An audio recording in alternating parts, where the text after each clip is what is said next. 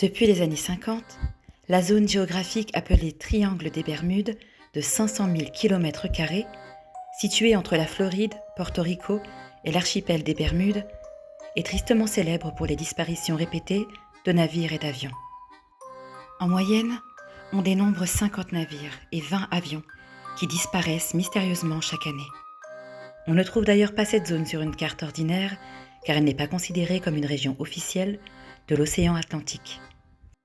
La théorie la plus connue voudrait que la fameuse cité de l'Atlantide soit située géographiquement juste à ce niveau-là, enfouie sous les eaux profondes de ce triangle maudit.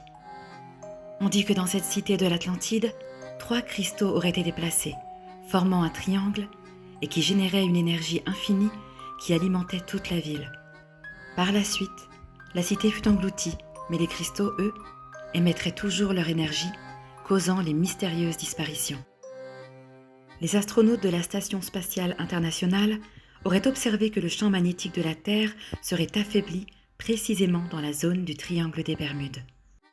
Lorsque l'on se rend dans cette région en bateau, alors que l'eau est calme et la vue dégagée, on remarque que les boussoles s'affolent et ne sont donc plus capables de fournir une position ou indiquer un chemin.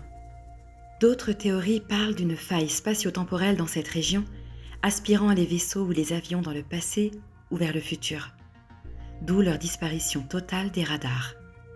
Une autre théorie, cette fois plus crédible, implique l'apparition de vagues scélérates. Imagine une mer claire et calme. Soudain, tu entends un grondement assourdissant, une vague géante de 30 mètres de haut se forme et emporte ton bateau, le pulvérisant au passage. Mais cela explique la disparition des bateaux? Qu'en est-il alors des avions ?